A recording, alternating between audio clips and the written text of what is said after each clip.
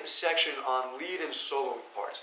We're going to take a look in this section going on about how you can expand your knowledge of the minor scale and of your pentatonic scale, and how you can simply get more positions to play in, and how that expands your sound and gives you even more things that you can do going forward.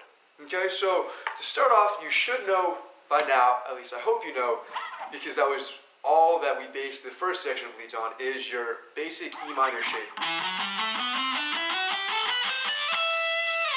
Okay, what we're going to do is we're going to do the second position of that and how that fits in. So the second position means instead of starting here, at least in our purposes, you're just going to start up one note. Okay? So you're going to take your first finger and you're going to put it on the 9th fret of the 5th string. You are then going to take your middle finger, put it on the 10th, and your pinky finger and put it on the 12th. 9, 10, 12. You're then going to also do that for the 4th string. Okay, nice and easy. Same exact way to fret both of them. You're then going to take your ring finger for the 3rd string, and instead of using your middle finger on the 10th fret, you're going to use your ring finger on the 11th. Okay, everything else will stay the same, so you get 9, 11, 12. 9, 10, 12, 9, 10, 12, 9, 11, 12. You're then going to do the same exact finger position, just one fret up and one string up. Okay? So you're going to go from 9, 11, 12 to 10, 12, 13. Right? Same exact finger position, just one string up and one fret up. Okay? Finally, you're going to come from here, you're going to put your first finger on the 10th fret of the 1st string, your middle finger on the 12th, and your pinky goes on the 14th. Okay?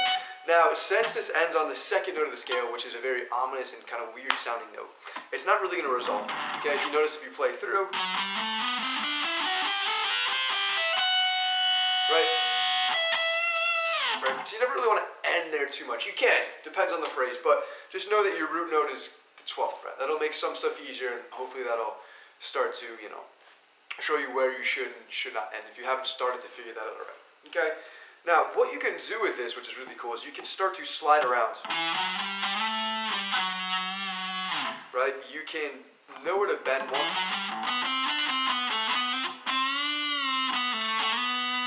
Right? Because now you can start to count more frets, and it just gives you overall more ability to play, right? You don't always have to go straight up and down.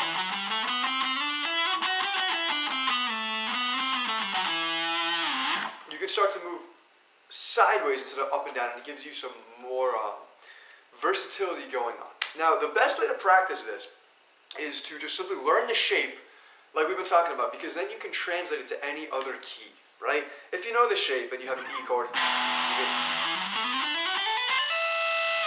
right? Same thing.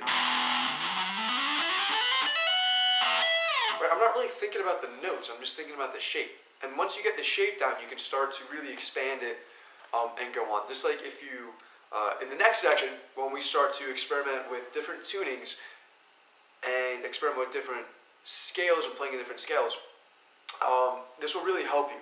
Because as we go on, we start to play in D, you can either sit here and have to count your notes,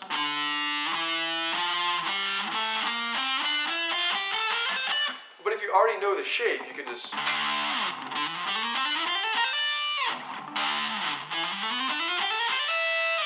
right? It makes it much easier. So the best way to do this is to just run up and down the shape, picking each time.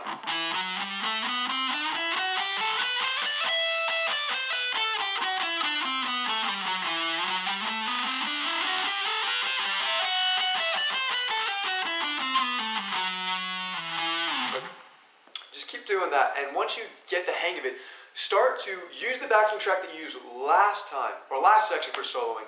Play around with it as well. Okay, what you can do is you can play only in that shape, and you can start to combine the shapes and slide around. Okay, so now you should be looking a bit like this when you use the backing track.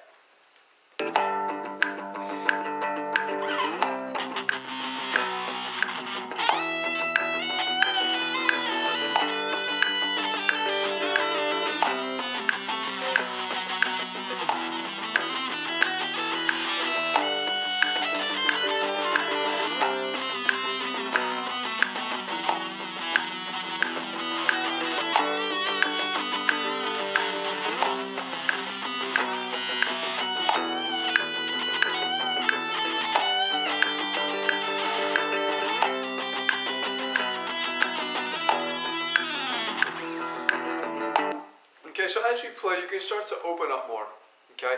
And one thing to say here also is when you play, you can't focus, especially when you improvise, you can't focus on 50 different things at once. If you're trying to focus on expanding your scales, you know, learning to play in different positions, you're not going to be able to do that and focus on bending certain notes and hammer-ons and doing legato, which we'll get into later in this section, and all that stuff. You can't do it all at once. So you're going to hit some wrong notes and stuff as you go on, but you need to focus on one thing, right? If you're focusing on using both scales, or both shapes of the scale, then do that.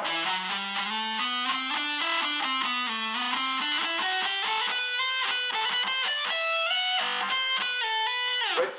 If you're focusing on doing hammer-ons, and focus on that. If you get the point, you can't focus on 100 things at once. It's just not going to click. You need to focus on one thing at a time when you do this. So when you work with the backing track now, first start to work on expanding your scale and using the second position. Then start to combine them, and then you can start doing hammer-ons and slides and, you know, all that great stuff as you go along. Okay?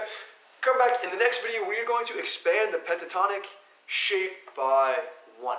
Okay, we're actually going to come backwards with it once, and you're going to see how the different shapes overlay, and then as we go on, we're going to expand them even more. Okay, so come back, we'll check out the pentatonic in the next video.